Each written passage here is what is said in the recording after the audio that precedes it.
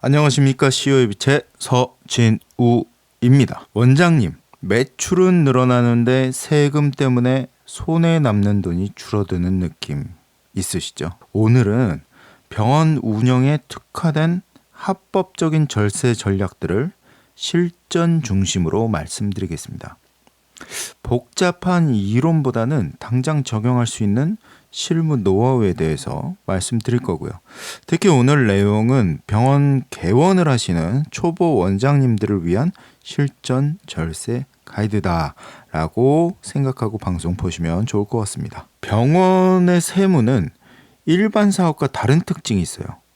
의료 수익에 대해서는 대부분 부가세가 면세이고, 그리고 인건비 비중이 가장 높죠. 그리고 의료 장비 같은 것들이 굉장히 비싸요. 그래서 이 의료 장비 같은 경우에는 감가상각을 어떻게 잡느냐에 따라서 세금이 완전히 달라집니다. 그래서 매우 중요하죠.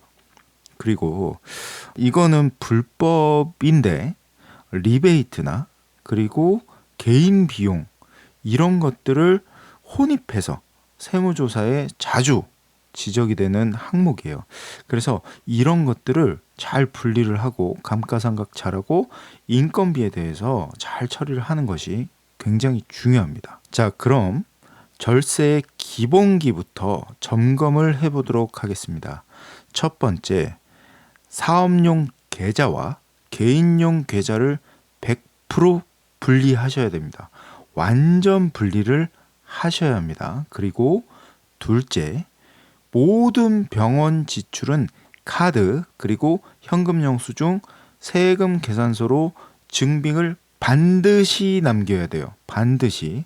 그리고 한 달에 한 번 정도씩 장부를 정리해서 이런 것들이 빠지지 않게 잘 방지를 해야 됩니다.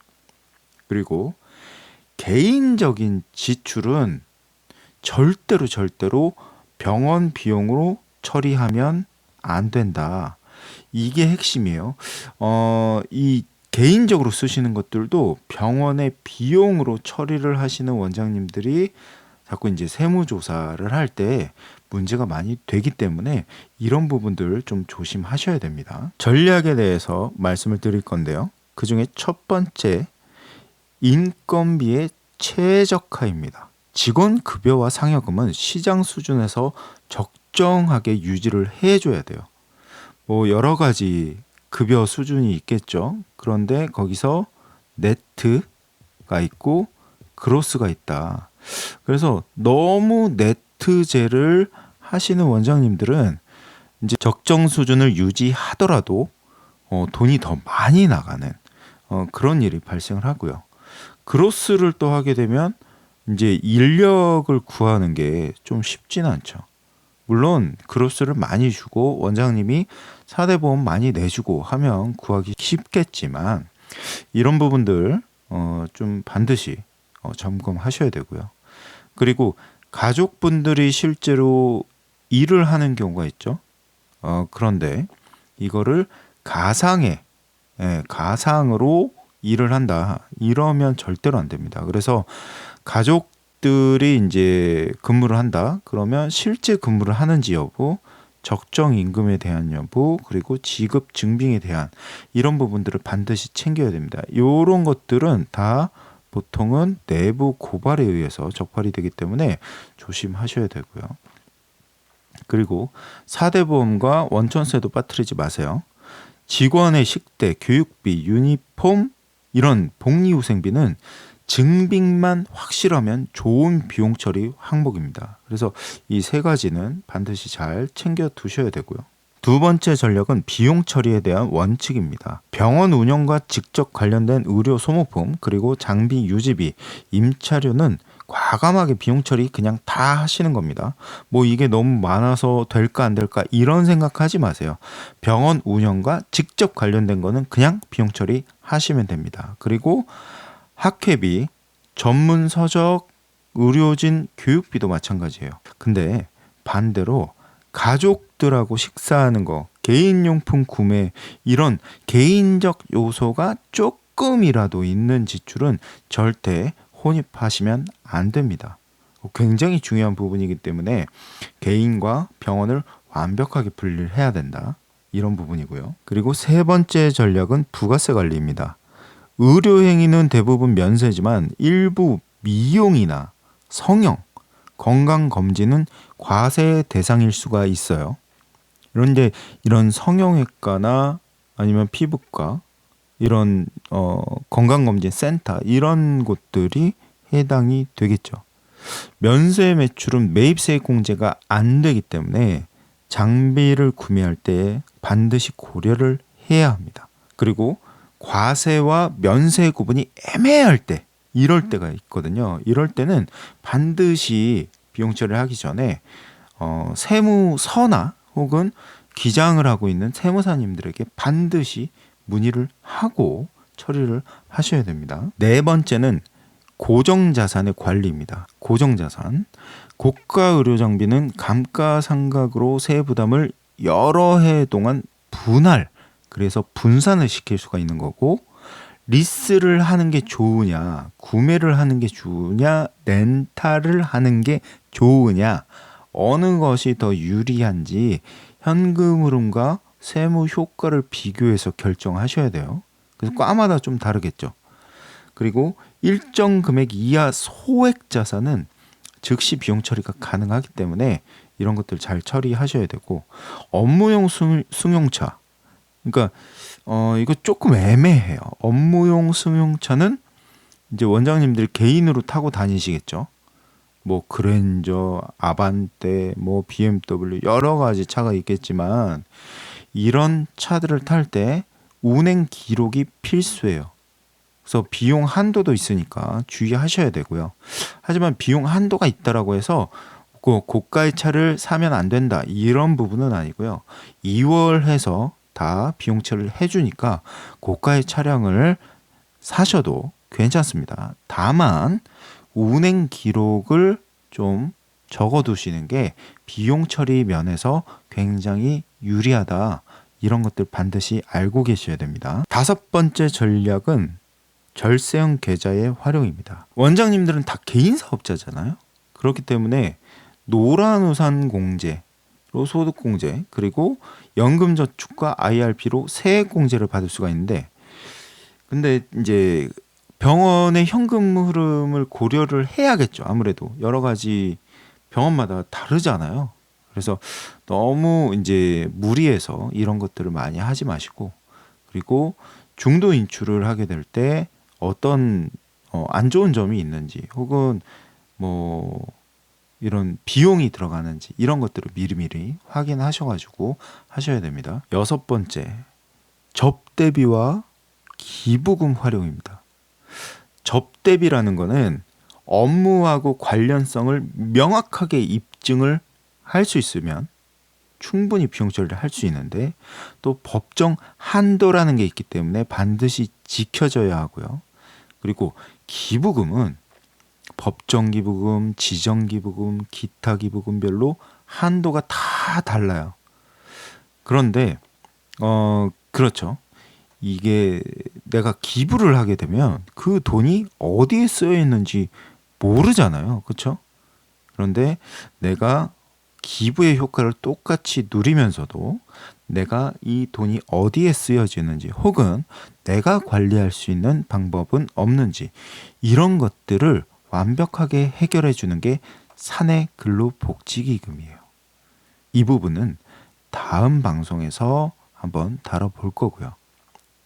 그리고 증빙 서류에 대해서는 정말 완벽하게 보관을 하셔야 되고요. 그리고 너무 과도한 접대비는 정말 세무조사의 리스크가 될 수 있으니까 일반적으로 우리가 이제 상식적으로 생각할 수 있는 거, 모든 행위는 상식적으로 생각을 하면 돼요. 어떤 접대를 하는데 막 몇 천만 원을 쓴다, 이게 말도 안 되잖아요. 뭐 접대라는 건 뭐 식사, 뭐 이제 주류, 뭐 그리고 골프, 뭐 요 정도 수준에서 할 수 있겠죠.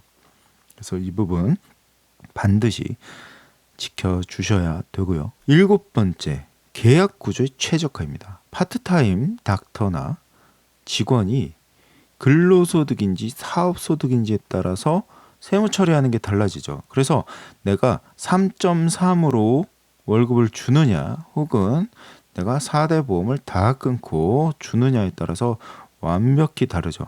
그리고 이제 외부에서 인력을 쓸 수가 있잖아요. 그래서 외부 전문가는 명확한 계약서를 작성을 해야 됩니다. 그리고 용역비를 지급하게 될 때 원천세를 정확하게 신고해야지만 이게 나중에 가산세도 안 나오고 원장님께서 비용 처리를 완벽하게 하실 수가 있습니다. 그래서 실질로 돈 나가는 거하고 형식적으로 서류 작성하는 거하고 신고하는 거하고 이게 반드시 맞아 떨어져야지만 세무조사할 때 문제가 없는 거예요. 그래서 이런 부분 굉장히 중요하니까 계약서 잘 작성하셔야 되고요. 8번째는 잘 못하시는 건데 세무 캘린더 이런 것들에 대한 관리예요. 연말 전에 필요한 지출은 타이밍을 좀 조절해서 당해 비용으로 반영을 하고 장비 교체는 매출과 현금 흐름을 종합적으로 고려해서 결정을 하셔야 되고요. 그리고 우리 병원이 조금 운영이 됐다 혹은 인테리어를 바꿔야 된다 이런 부분들도 이 당해 비용 처리나 현금 흐름을 좀 고려해서 하셔야 되고 너무 과도하게 뭐 인테리어 비용을 쓴다라고 했을 때는 또 신고를 좀 너무 적게 하게 되겠죠. 그러면 이제 또 타겟이 될 수가 있는 거예요.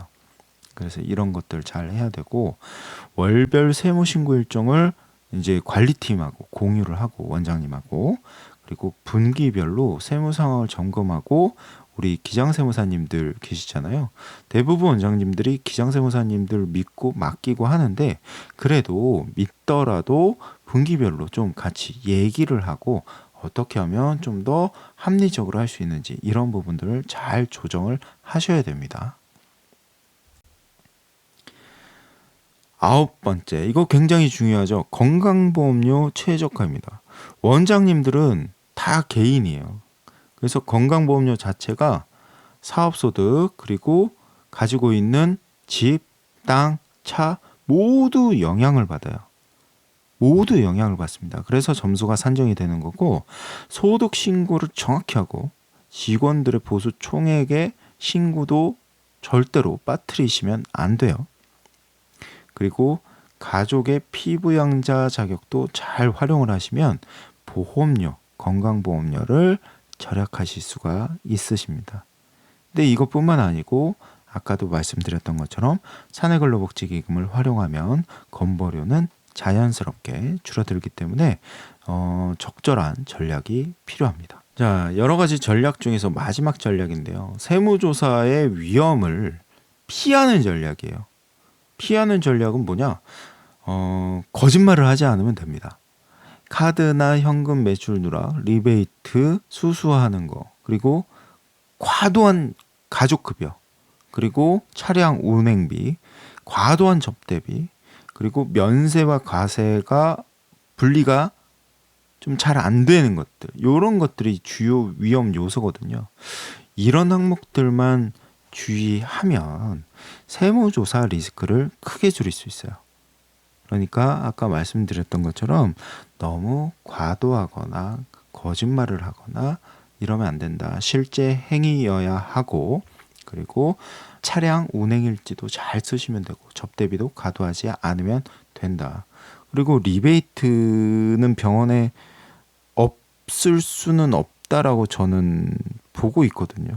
그런데 이런 부분도 실질적으로 좀 이렇게 쉽진 않죠. 그래도 관리 잘 하셔야 돼요. 이런 것들을 잘 관리했을 때 실제로 이제 연 매출 8억 원 정도 되는 내과고요. 그리고 1년에 연회 세금을 2억 4천만 원 정도 납부를 하셨어요.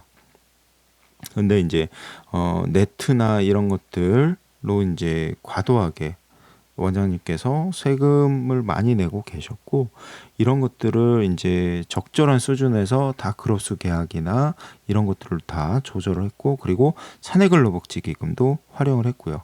그리고 원장님이 하고 있지 않았던 여러 가지 이제 IRP나 절세 계좌를 활용을 했고요. 그리고 비용 처리하는 것들을 개선을 많이 해드렸어요. 그랬더니 1년에 한 6천만 원 정도의 절세 효과가 일어났습니다.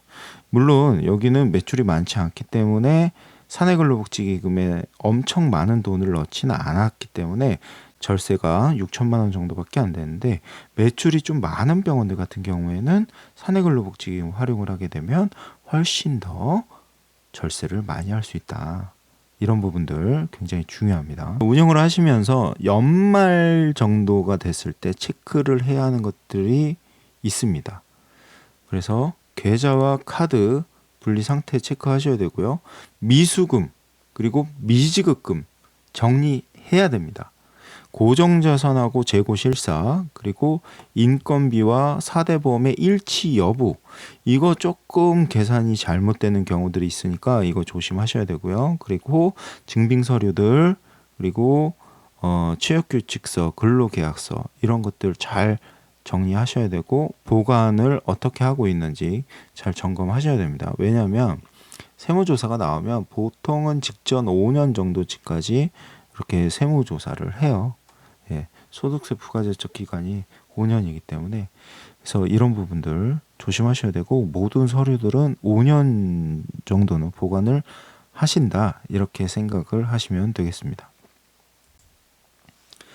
자, 중요한 주의사항입니다. 세법은 매년 바뀌죠. 매년 바뀌기 때문에 최신 정보를 확인을 해야 되고, 그리고 병원마다 상황이 다르니까 개별적인 검토가 필요합니다. 그래서 반드시 전문가와 상담을 권장드리고요. 합법적인 절세와 불법적인 탈세를 명확히 구분하셔야 돼요. 이렇게 합법적인 절세를 하는 거는 나중에 원장님이 다치지 않죠. 그런데 잘못된 정보로 인해서 불법적으로 탈세를 하게 되면 나중에 굉장히 크게 다치시니까 이런 부분 조심하셔야 됩니다. 병원을 운영하시면서 실전에서의 진짜 문제는 앞에 제가 쭉 말씀드렸던 것들 있죠? 전부 지켜지지 않는다. 이게 가장 큰 문제고요. 그리고 막 여기저기서 들어보셨을 거예요. 법인을 어떻게 운영을 하면 절세가 된다. MSO 법인 하시는 거 어렵고요. 단독으로 MSO 법인 저는 절대로 추천드리지 않습니다. 그리고 굉장히 중요한 거, 인력 관리는 아주 어렵다. 네, 병원에 근무하시는 분들이 좀 이직이 잦죠. 뭐 연봉에 대해서도 그럴 수가 있고, 그리고 전문 인력들이다 보니까 또 여러 가지 복지나 이런 부분들이 좀 부족하면 그냥 병원을 옮기는 경우가 많아요. 그래서 인력 관리 저는 굉장히 중요하게 생각을 합니다. 그래서 복지를 잘 활용을 해야 되고요. 실제로 내가 세금을 절세를 하고 싶다라고 하게 되면 사내근로복지기금만으로도 충분하다. 그러니까 여러 가지 것들 그냥 내가 비용 처리 합법적으로 하는 거는 다 하되, 또 추가적으로 절세에 도움이 된다라고 하게 되면 사내근로복지기금을 좀 많이 활용하면 좋습니다. 마무리하겠습니다. 절세의 핵심은 어떻게 설계를 하느냐, 어떻게 증빙을 하느냐, 어떻게 관리를 하느냐, 이런 세 가지가 모두 다 엔드 조건이 됐을 때 가능한 거고요.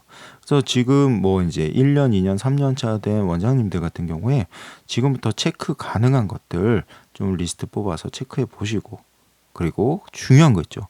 구독과 좋아요, 댓글 부탁드리겠습니다. 다음 영상에서는 병원의 사내근로복지기금을 통해서 어떻게 절세가 이루어졌는지 실제 사례에 대해서 원장님들을 위해서 방송 준비하도록 하겠습니다. 상담 신청 링크는 아래 더보기를 클릭하시면 됩니다.